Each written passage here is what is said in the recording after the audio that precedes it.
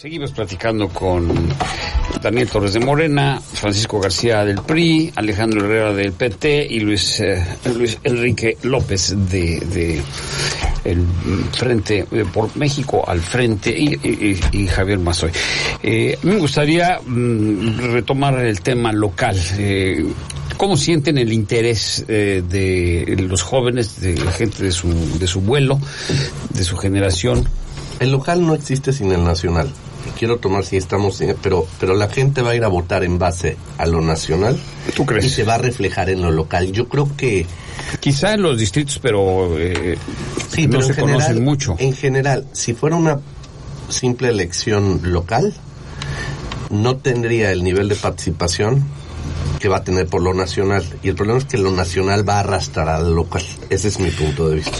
A ver, Daniel, ¿tú sí, piensas lo mismo? Yo pienso lo mismo, sin embargo, también tenemos candidatas y candidatos de lo mejor aquí en Los Cabos. Salen en base a una encuesta. O sea, Morena hace su proceso interno y es la sociedad quien decide quién quiere que sea nuestro candidato. El caso del profe Víctor fue sometido a una encuesta. Es el sudcaliforniano, y esto hay que comentarlo, que se ha mantenido firme en la izquierda. Ha defendido de las contrarreformas a nuestro país, luchó contra la reforma educativa en su tiempo, la reforma energética, estuvo al pendiente en el Congreso cuando fue diputado federal. Y ahora es nuestro candidato a senador. Seguramente será quien gane la senaduría. Y es una carta fuerte para Morena. También en Los Cabos está Armida Castro.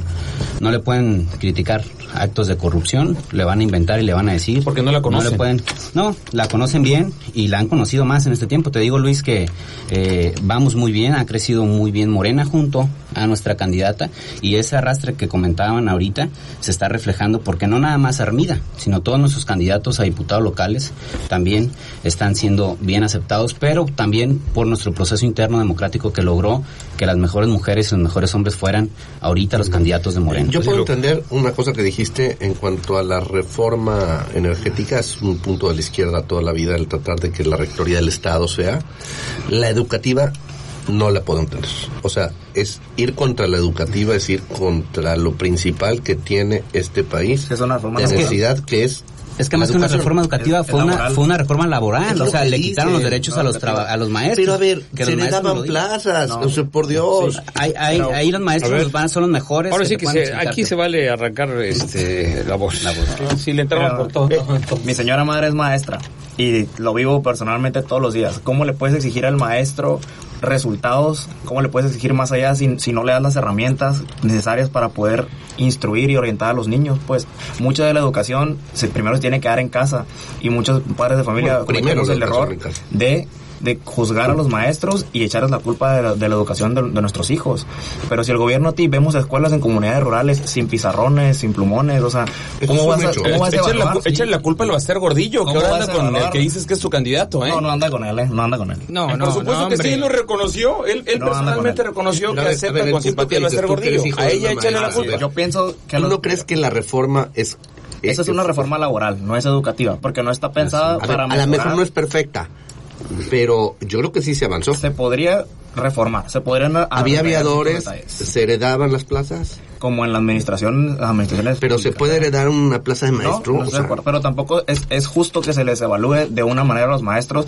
Es como si los evaluaran a ustedes, pues, de su trabajo como locutores. Oye, estás haciendo bien tu trabajo, y si no... Si no lo haces bien. Lo peor de todo es que Andrés Manuel no dice claramente cómo va a hacer las cosas. Contrario a lo que Ricardo Anaya y los candidatos de la Coalición por México al Frente sí dicen. Cuando se trata de cambiar y de mejorar la educación, dicen cómo lo van a hacer. Pero no lo han hecho. Una parte, ahora que ganemos el 1 de julio, vamos a tener un gobierno de coalición, el primer gobierno de coalición de la historia, que creo que no ha quedado claro porque les hemos platicado ya en 4 ocasiones. 12 años gobernó el PAN. En 4 ocasiones es un gobierno de coalición. Una coalición muy rara porque el PRD y el Movimiento Ciudadano apoyaron a Andrés Manuel López Obrador. Es que tú no conoces la figura de los gobiernos de coalición. Si te informaras antes de meterte a los temas de la política, sabrías que es un gobierno de coalición, y precisamente es esa diferencia de ideologías que privilegia las coincidencias sobre las diferencias lo que va a ser un gobierno distinto a los 12 años que gobernó el PAN. Definitivamente cosas muy buenas que se hicieron en ese lapso y que van a seguir ahora bajo otro esquema. Pero hablemos precisamente de que Ricardo Anaya ha hablado te voy a dar un solo punto porque pueda hablar Francisco, que me está haciendo aquí una seña que él también quiere hacer uso de la voz. Un solo ejemplo, las escuelas normales, ahí está la clave. Las escuelas formadoras de docentes son las que van a tener cambios positivos en la formación de los maestros para que podamos tener más maestros, como tu señora madre, lo digo con todo respeto, que entregan su vida por los alumnos y que tengan, como tú lo dices, mejores condiciones. Y eso con Andrés Manuel no va a pasar, mi querido Alejandro. Eso va a pasar con Ricardo Anaya y con el No lo puedes negar, o sí, lo puedes refutar. Claro que sí, mira, Andrés Manuel es muy claro en sus propuestas. Pero a ver, le toca primero. Sí, quería hacer una pregunta, mi amigo. Solamente, ¿cómo calificarías tú en lo personal a los dos gobiernos del PAN? Vicente Fox, que hoy ya no está con ustedes, y Calderón, que está a punto de renunciar al PAN.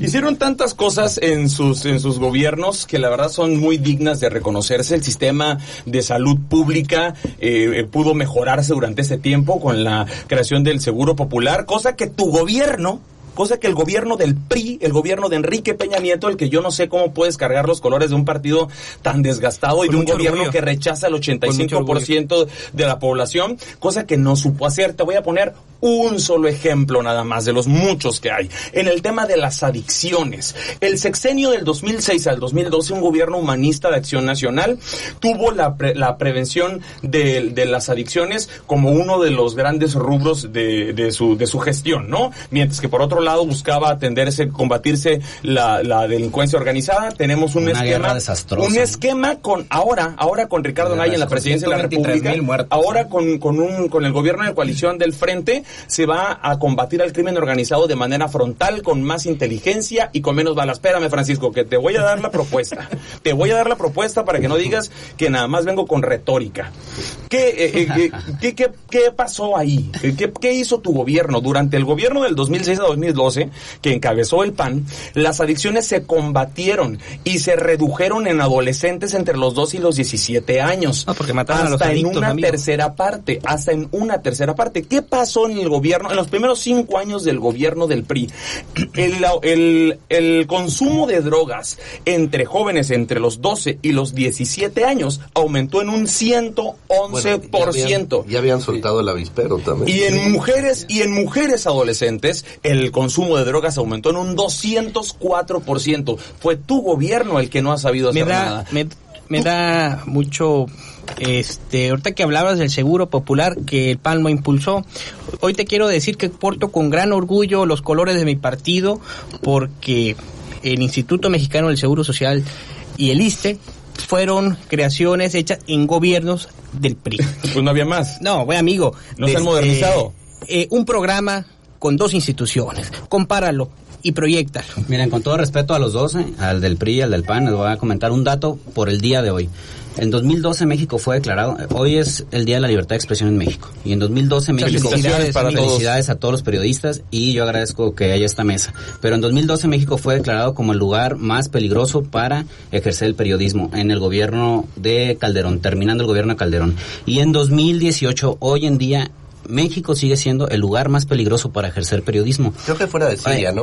A un lado de Siria, no, es a nivel en América Latina, en América es el lugar más peligroso para ejercer periodismo, pero a nivel mundial es el segundo lugar más peligroso para ejercer periodismo. Siria es el primero, pero Siria es una zona de guerra y México, en teoría, no es una zona de guerra, no debía por qué haber tanta violencia y más en contra de la libertad de expresión. Entonces, ¿qué han hecho estos gobiernos del PRI y del PAN, por lo que platican ahorita los compañeros? Pues desmoronar, desmantelar a la sociedad y generar en esta crisis de violencia que hay en el país. Una pausa, regresamos con más.